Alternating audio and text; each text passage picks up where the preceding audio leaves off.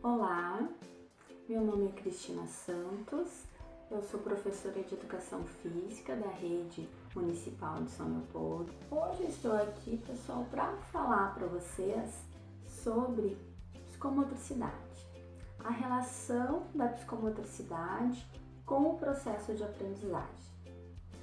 Bom, para a gente entender essa relação, primeiro a gente tem que começar pelo conceito de psicomotricidade. O que é psicomotricidade?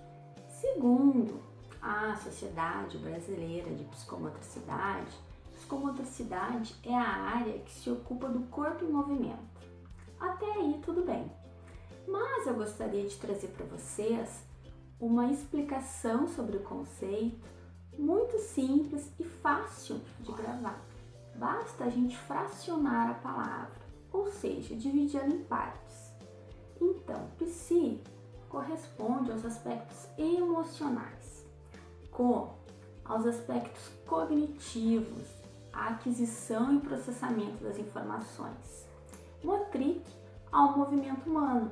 E neste caso, por ser humano, ele é intencional, ele tem intencionalidade. E idade, a idade mesmo, as fases da vida. Psicomotricidade é a ciência que busca fazer a conexão entre os aspectos emocionais, cognitivos e motores nas diversas fases da vida. Nas diversas fases da vida? Sim, porque nas diversas fases da vida eu vou ter aspectos emocionais, cognitivos e motores diferentes. Claro, a psicomotricidade ela está presente em todas as fases da nossa vida, mas ela deve ser potencialmente estimulada do 0 aos 7 anos. E é disso que a gente vai falar agora.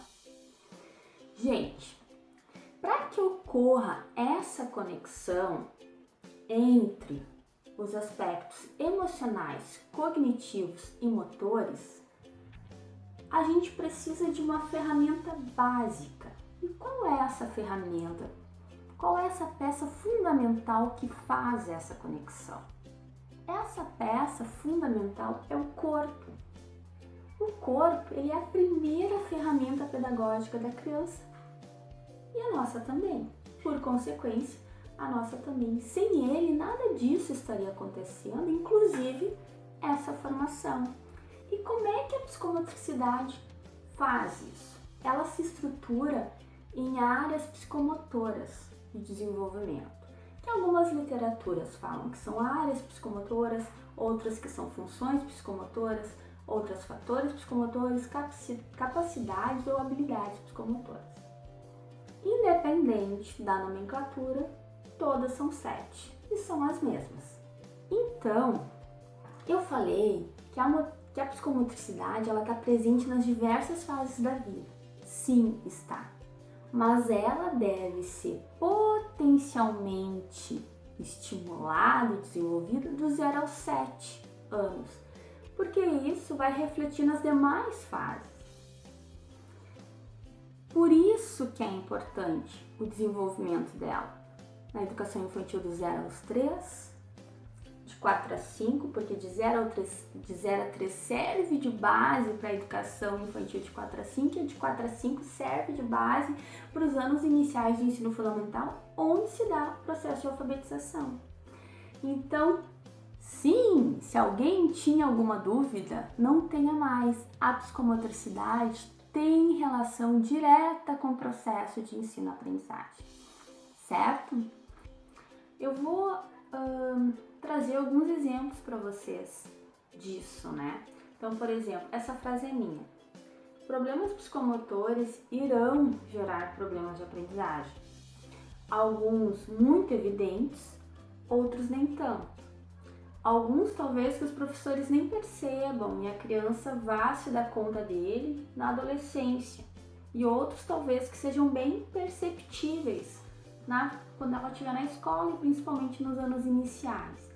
Por exemplo, crianças que tiveram problema no desenvolvimento da sua lateralidade, ela vai apresentar dificuldades em relação à estruturação espacial, que vem depois da lateralização, né? um pouquinho depois, né? Então ela vai ter problema nesse ponto. O que vai acontecer? Ela talvez possa apresentar uma dificuldade entre a questão do lado direito, lado esquerdo, né? De saber identificar o que é direito e o que é esquerda. E a gente percebe muitas crianças com essa dificuldade e muitos adultos também, né? Ela também pode apresentar dificuldade vamos dizer assim, em como ela lê o caderno, né? De organizar a leitura do caderno da página esquerda para a página direita. Lembrem que a gente está no efeito espelho, tá? É a minha esquerda e a minha direita, tá? Então ela não vai conseguir acompanhar a direção gráfica como é escrito no caderno. Isso também pode acontecer. Além, né, de afetar novamente o comportamento. Isso vai causar nela indecisão, insegurança e por aí vai. Má formação, por exemplo, vou dar mais um exemplo da estrutura espacial. Crianças com esse tipo de má formação da estrutura, ou seja, de não estimulação dessa estrutura, isso pode levar à não distinção de algumas letras, por exemplo, como não distinguir B de D, né? Não distinguir M de U. Por quê, gente? Porque nessa fase da estruturação espacial é que ocorre as noções de direção, do que está antes, do que está depois, do que está à frente, do que está atrás, do que está para cima, do que está para baixo. E como é que a criança distingue isso? Através do olhar. E isso reflete direto na escrita. Por exemplo, no B, a barriguinha do B está para um lado e a perninha do B está para cima, né? No D, a barriguinha do D está para o outro lado e a perninha do D está para cima, né? No U, vamos dizer assim, as perninhas do U estão para cima e no N as perninhas estão para baixo. Então é nessa fase que ocorre essa estruturação e ela se reflete na escrita, porque ela se dá pela parte visual, tá? Então isso são alguns exemplos. Gente, então assim, para a gente fechar o nosso raciocínio. A psicomotricidade, ela é a área que atua em relação ao corpo e o movimento. Ela se ocupa disso, né?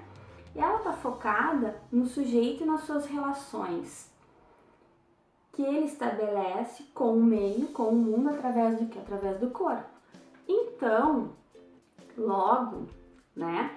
Promover o desenvolvimento psicomotor vai ao encontro da proposta de educação para a sustentabilidade aqui defendida. Uma vez que entende-se sustentabilidade como educar para as relações. Que relações são essas? Relações da criança com ela mesma, da criança com o seu corpo, da criança com suas emoções, da criança com as pessoas com quem ela se relaciona, da criança com os lugares aonde ela vai. Essas relações da criança com o meio, né? Com os animais, com as coisas, ou seja, com tudo e com todos que a criança relaciona no meio em que ela vive. Então, gente, sustentabilidade e psicomotricidade, elas estão diretamente relacionadas, elas se complementam. Então, quando eu estou trabalhando uma, a outra também está sendo estimulada, também está sendo desenvolvida. Isso não se dissocia, tá? E assim, quando a gente fala em sustentabilidade, educação para sustentabilidade, a gente não pode esquecer também dos ODS, os Objetivos de Desenvolvimento Sustentável, né? Claro que nós temos 17 objetivos e às vezes fica meio difícil de repente linkar todos, mas a gente consegue linkar todos dentro de uma proposta de educação de escola. Talvez não consigamos linkar todos na nossa aula, mas o que eu quero dizer aqui? 3 desses 17, eles devem estar sempre presentes nas nossas aulas, independente de qual sejam elas. Por exemplo, o objetivo 3, que é saúde e bem-estar, ele vai estar presente sempre, ele deve estar presente sempre, porque no momento em que eu, enquanto professor, proporciono a essa criança um maior conhecimento dela mesma, um maior conhecimento do seu corpo, consequentemente, eu vou estar contribuindo para a promoção da saúde e do bem-estar dela nas próximas etapas da vida dela. Objetivo 4, que é a educação de qualidade. Ela sempre vai estar presente, ela deve sempre estar presente, porque no momento em que dentro da minha proposta de trabalho enquanto professor, eu asseguro, né, uma educação inclusiva e equitativa para todos os meus alunos, eu vou estar contribuindo para uma educação de qualidade. Então, ela sempre deve estar presente. Outra, o objetivo 5, igualdade de gênero. A mesma coisa.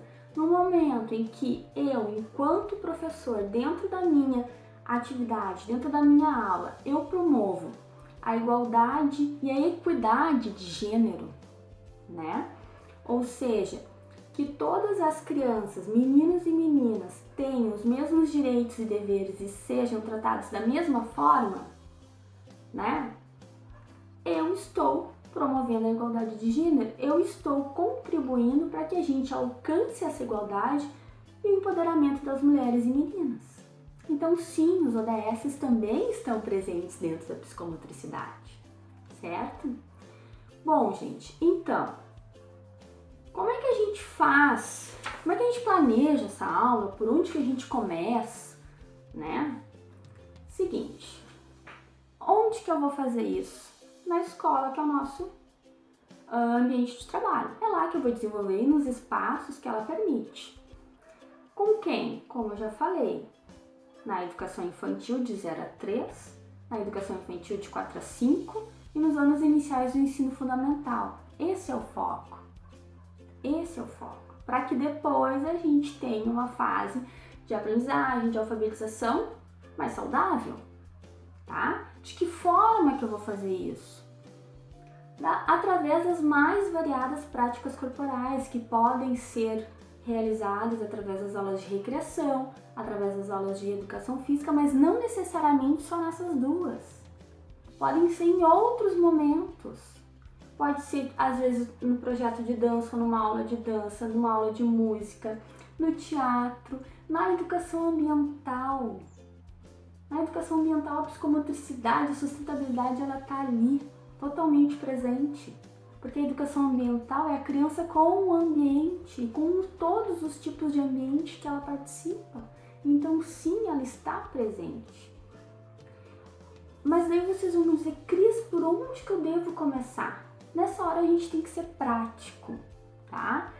Então, a partir desse ano, todos nós temos que estruturar nossos planos de trabalho de acordo com a nova BNCC. E aqui não vem o mérito se ela está, vamos dizer assim, atendendo a todas as nossas expectativas, ao que a gente gostaria. Aqui não vem esse mérito, tá? Não vou falar sobre isso, tá?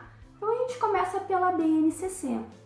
O que a BNCC diz que a gente tem que trabalhar na educação infantil? O que a BNCC diz que a gente tem que trabalhar nos anos iniciais do ensino fundamental? E é por aí.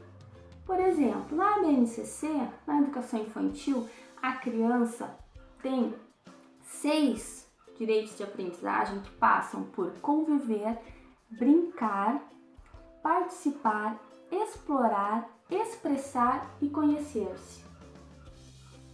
Gente, a psicomotricidade, ela tá totalmente aí na educação infantil. Ela passa dentro da proposta. A educação infantil é um período sinestésico, onde a criança se sente, ela se percebe, né? O corpo está ali em evidência. Então a educação infantil, ela vamos dizer assim, eu tenho que promover o desenvolvimento psicomotor para que isso aconteça. Para que quando ela chegue lá no ensino fundamental, nos anos iniciais, a aprendizagem dela seja mais saudável, da melhor forma possível.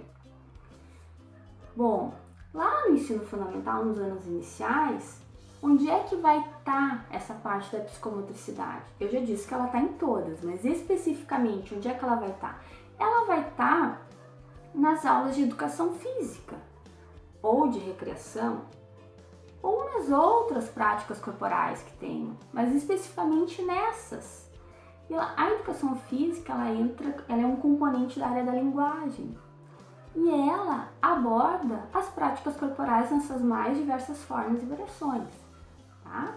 Ah, Cris, mas eu não sei por onde começar. De novo, pega a BNCC e lá a gente vai ver. Lá tem as unidades temáticas que eu preciso trabalhar para que esse desenvolvimento aconteça no primeiro, no segundo, no terceiro, no quarto e no quinto ano. E que está dividido entre jogos e brincadeiras, esportes, ginástica, dança e lutas. Explica o que eu tenho que trabalhar em cada um. Ah, vou conseguir? Não sei, depende da realidade de cada um. Mas a gente, enquanto professor, nós precisamos se dar conta e enxergar o real potencial do corpo na aprendizagem de uma criança. Ah, Cris, mas tu disse que as crianças têm que brincar. Sim, eu digo que elas têm que brincar. Só que na escola, no horário da aula, essa brincadeira ela tem que ter um propósito. Ela tem que estar fundamentada.